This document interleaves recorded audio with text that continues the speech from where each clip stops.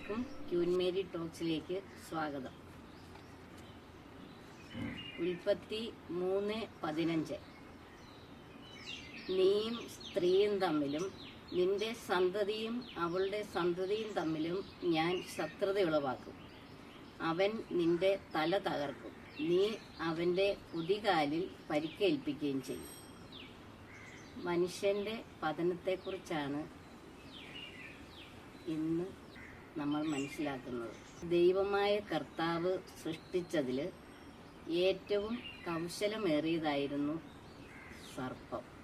സർപ്പം സ്ത്രീയോട് ചോദിച്ചു, തോട്ടത്തിലെ ഏതെങ്കിലും വൃക്ഷത്തിൻ്റെ ഫലം തിന്നരുതെന്ന് കർത്താവ് പറഞ്ഞിട്ടുണ്ടോ? സ്ത്രീ സർപ്പത്തോട് പറഞ്ഞു, തോട്ടത്തിലെ എല്ലാ പഴവും ഞങ്ങൾക്ക് ഭക്ഷിക്കാം, എന്നാൽ തോട്ടത്തിൻ്റെ നടുവിൽ നിൽക്കുന്ന മരത്തിൻ്റെ പഴം തിന്നുകയോ തൊടുക പോലുമോ ചെയ്യരുത്. അത് തിന്നുന്ന ദിവസം നീ മരിക്കും. അപ്പോൾ സർപ്പം സ്ത്രീയോട് പറഞ്ഞു, നീ മരിക്കുകയില്ല. അത് തിന്നുന്ന ദിവസം നിങ്ങളുടെ കണ്ണുകൾ തുറക്കുമെന്നും നന്മയും തിന്മയും തിരിച്ചറിഞ്ഞ് നിങ്ങൾ ദൈവത്തെ പോലെ ആകുമെന്നും സർപ്പം സ്ത്രീയോട് പറഞ്ഞു. ആ പഴം തിന്നാൽ നിങ്ങൾ ദൈവത്തെ പോലെ ആകുന്നു. സർപ്പത്തിൻ്റെ വാക്ക് കേട്ട് സ്ത്രീയെ ആ പഴം പറിച്ചു തിന്നു. ആദവും അത് ഭക്ഷിച്ചു. ദൈവമായ കർത്താവ് വൈകുന്നേരമായപ്പോൾ തോട്ടത്തിൽ കൂടി ഉലാത്താൻ വന്നു. ദൈവം അവരെ വിളിച്ചു. അവരെ കാണാനില്ലായിരുന്നു. അവര് മരത്തിൻ്റെ ചുവട്ടിൽ മറഞ്ഞിരിക്കുകയായിരുന്നു. കാരണം ദൈവം തിന്നരുതെന്നും പറഞ്ഞ പഴം അവർ കഴിച്ചതുകൊണ്ട് അവർ ദൈവത്തിൻ്റെ കൽപ്പന അനുസരിച്ചില്ലെന്ന് അവർക്കറിയാം. അതുകൊണ്ട് അവർ ദൈവം വിളിച്ചിട്ട് അവർ വന്നില്ല. ദൈവം വീണ്ടും വിളിച്ചു. അപ്പോൾ അവർ വന്നു.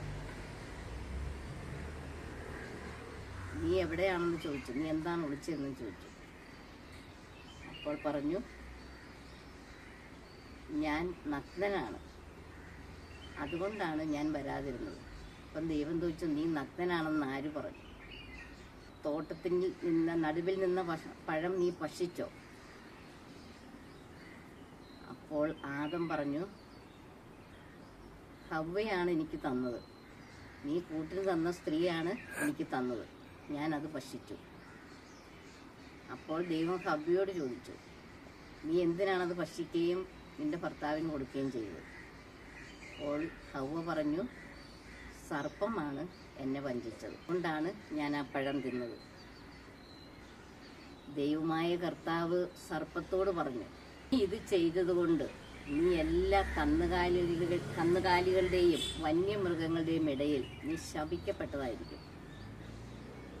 നീ ഇഴഞ്ഞു നടന്ന് ഭൂമിയിലെ പൊടി തിന്നും. നീയും സ്ത്രീയും തമ്മിലും നിന്റെ സന്തതിയും അവളുടെ സന്തതിയും തമ്മിലും ഞാൻ ശത്രുത ഉളവാക്കും. അവൻ നിന്റെ തല തകർക്കും, നീ അവൻ്റെ കുതികാലിൽ പരിക്കേൽപ്പിക്കും. ഈ വചനം കർത്താവ് സർപ്പത്തോട് പറഞ്ഞതാണ്. അവിടുന്ന് സ്ത്രീയോട് പറഞ്ഞു, നിന്റെ ഗർഭാരിഷ്ടതകൾ ഞാൻ വർദ്ധിപ്പിക്കും, നീ വേദനയോടെ കുഞ്ഞിനെ പ്രസവിക്കും. എങ്കിലും നിനക്ക് ഭർത്താവിൽ അഭിലാഷമുണ്ടായിരിക്കും. ദൈവം ആദത്തിനോട് പറഞ്ഞു, തിന്നരുതെന്ന് ഞാൻ പറഞ്ഞ പഴം നീ സ്ത്രീയുടെ വാക്ക് കേട്ട് തിന്നത് കാരണം നീ മൂലം മണ്ണ് ശപിക്കപ്പെട്ടതായിരിക്കും. നീയെ നിന്റെ മരണം വരെ മണ്ണിനോട് യുദ്ധം ചെയ്ത് മണ്ണിൽ ജോലിയെടുത്ത് നെറ്റിയിലെ വിയർപ്പ് കൊണ്ട് ഭക്ഷിക്കണം. നീ പൊടിയാണ്, പൊടിയിലേക്ക് തന്നെ മടങ്ങണം. ഇതാണ് മനുഷ്യൻ്റെ പതനം. അന്ന് മുതൽ മനുഷ്യൻ ഈ ആദത്തിൻ്റെയും ഹവ്വായുടെയും സന്തതികളാണ് നാം എല്ലാവരും. പരമ്പരാഗതമായിട്ട് ഇങ്ങനെ പോരുകയാണ്. അന്ന് മുതൽ മനുഷ്യൻ അധംപതിക്കാൻ തുടങ്ങിയത്. അപ്പോൾ നമ്മൾ ദൈവം പറയുന്ന വാക്ക് കേൾക്കണം, ദൈവത്തിൻ്റെ കൽപ്പന അനുസരിക്കണം. തിന്നരുതെന്ന് പറഞ്ഞാൽ തിന്നാൻ പാടില്ല. വ്യഭിചാരം ചെയ്യരുതെന്ന് പറഞ്ഞാൽ ചെയ്യാൻ പാടില്ല. കർത്താവിൻ്റെ ദിവസം പരിശുദ്ധമായി ആചരിക്കണം, പ്രാർത്ഥിക്കണം. ഇന്ന് ദൈവം നമ്മോട് ആവശ്യപ്പെടുന്നു.